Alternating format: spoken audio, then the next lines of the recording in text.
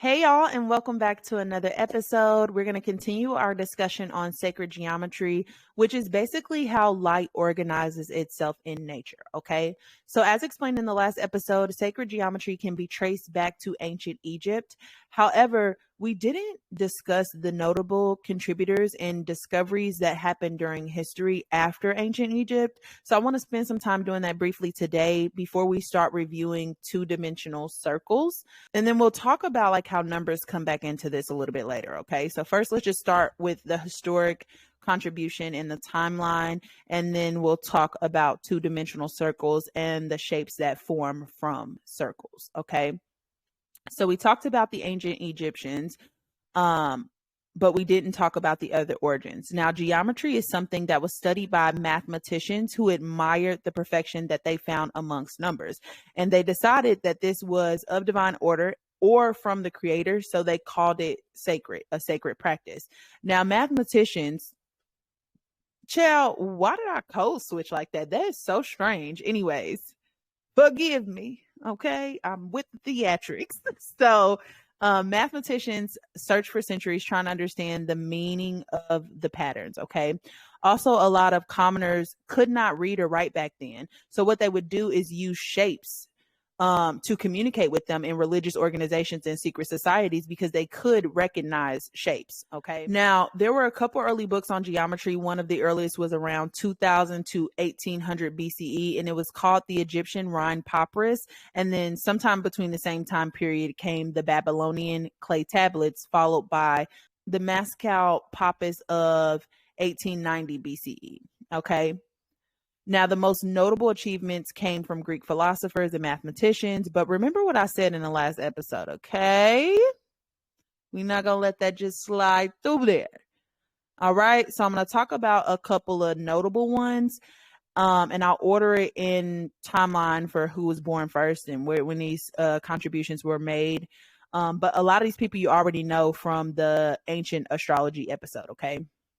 So first we have Thales of Miletus. He was around 624 through 546 BCE. He is one of the most famous Greek mathematicians and philosophers who found that geometry could be used to calculate a ship's distance from the shore and also the height of pyramids. He also applied geometry to deductive reasoning. Next we have Pythagoras. Boo! I'm throwing tomatoes.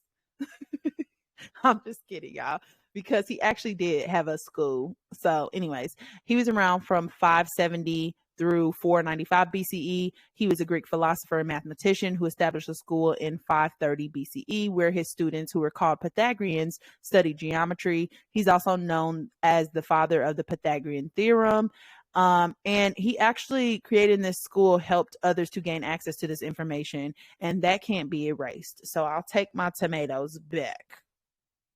Not really. But anyways, then we have Euclid, who was around from 330 to 375 BCE. He was one of the most famous mathematicians, often called the father of geometry, and he made a revolutionary contribution to geometry, which was called the Euclidean geometry. So his discoveries were published in his book called Elements in the year of 1570, along with the contributions of other mathematicians. Then we have Archimedes, who is around 287 through 212 BCE. He was also a Greek scientist, mathematician, and physician. He developed the Archimedean solids and the Archimedean spiral.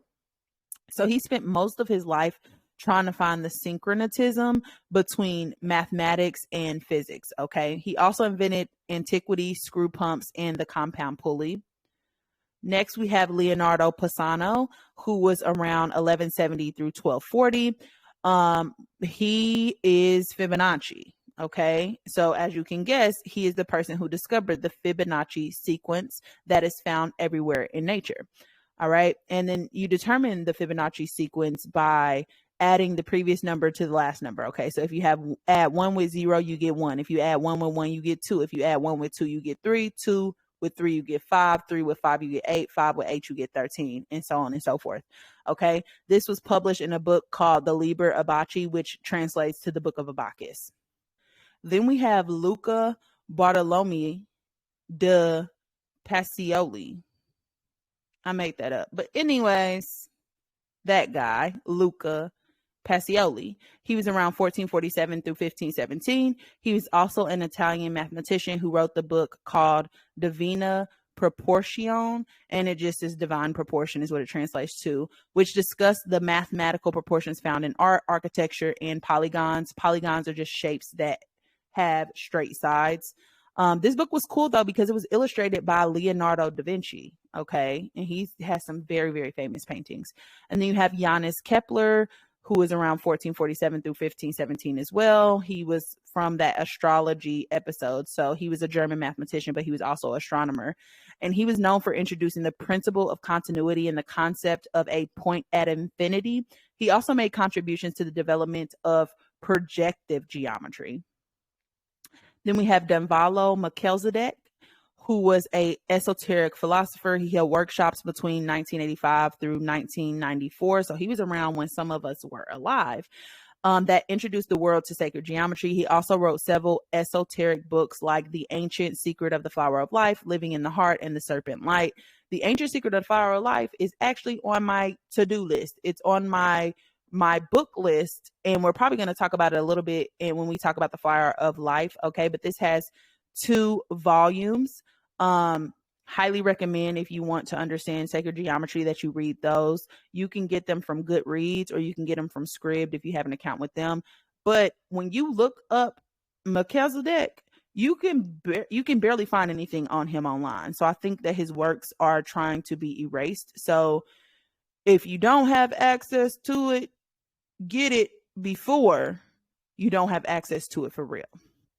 Okay, and the last one is going to be an honorable mention. Her name was Hypatia, and she was the last famous mathematician. She was a genius, and she encouraged young women to pursue their dreams. She was seen as a true inspiration, and she actually has connections to that astro worship episode that I published on Monday. Why? Because when the Christians were up in a fucking tizzy and they were on a rampage to kill anybody who didn't convert, like fucking psychopaths, she was actually targeted, pulled from her carriage, and brutally murdered on her way to teach at Alexandria. And she was just trying to follow in her father's footsteps. His name was Theon, and he was also a professor and philosopher at Alexandria. So these people, tyrants. So next we're going to talk about 2-dimensional circles and the formations that come from circles. Okay. So 2-dimensional shapes are called polygons. Poly means many, and gon is short for gonia, which means angle. Let's compare 1-dimensional and 2-dimensional and their similarities and differences first. So 2-dimensional shapes have width, length, and height, while 1-dimensional shapes do not have width. Okay, a 1-dimensional shape is just a line. Okay, so lines connect 2 things together. They move from point A to point B. They help us to emphasize words, and they also let us know where to start and where to finish something. Lines are masculine in nature, while curves are going to be feminine in nature. Okay, lines are also the starting point of anything in creation and the base of geometry. All right. So circles are the first 2-dimensional shapes that we know about. Everything made manifest starts with a circle, even you. You started with a single cell that divided into another cell, and then another, and then boom, there you are. Okay, so the circle is referred to as the monad, like its counterpart, the number 1. Circles were often used in ancient times, especially because they worshiped the luminaries, which are circular in shape. For example, the sun, the moon, and other planets. Okay. Now, as discussed in the episode about the ancients, the luminaries were like God to the ancients and supposedly made in God's image. So circles are often the shape applied to the creator, who is whole and complete. Circles are the embodiment of perfection. So an easy way to remember this is that circles take on the same characteristics as the creator. Okay. They represent wisdom, unity, perfection, and wholeness.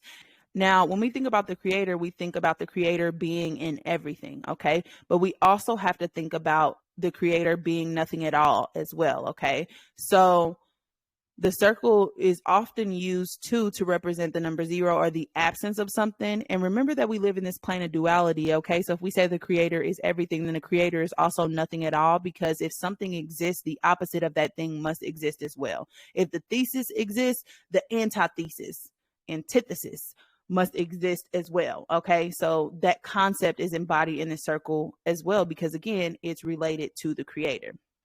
Now, the circle is used as a symbol for the sun, with the circle with the dot, but also the ancient symbol for the sun, which is the circle divided into 4 quadrants, which usually relates to Norse mythology, and the symbol for the earth. The circle is used in almost all the symbols of the zodiac as well. Okay.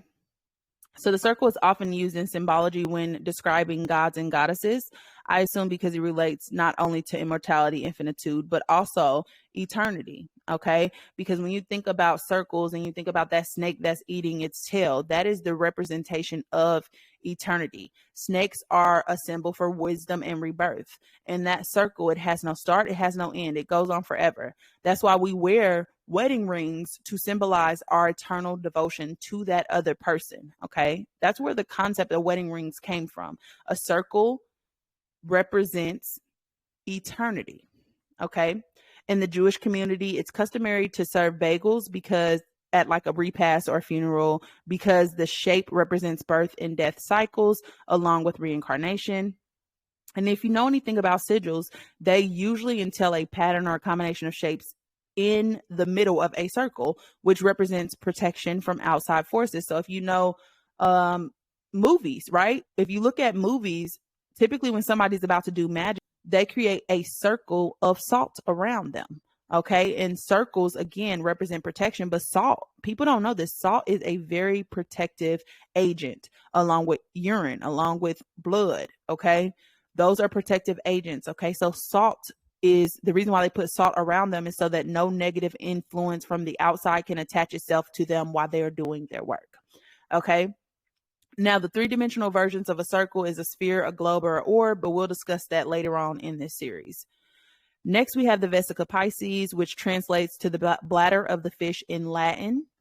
This is the first point where we start to see duality or opposing forces emerge. Here we see the one cell split into 2, which creates the illusion of separation, but there's no true separation between these things. If you look at it how we're taught in school, the middle point is the commonality that they share, and everything is experienced on a spectrum. Okay. So if we have on one side hot and the next side cold, in the middle, warmth exists. Okay. The perfect temperature exists, the balance between the two. Same thing with good and bad. Okay. Light and dark. In the middle is the balance between these two extremes. Now, the Vesica Piscis represents separation and connection at the same time, because separation is the absence of connection and connection is the absence of separation.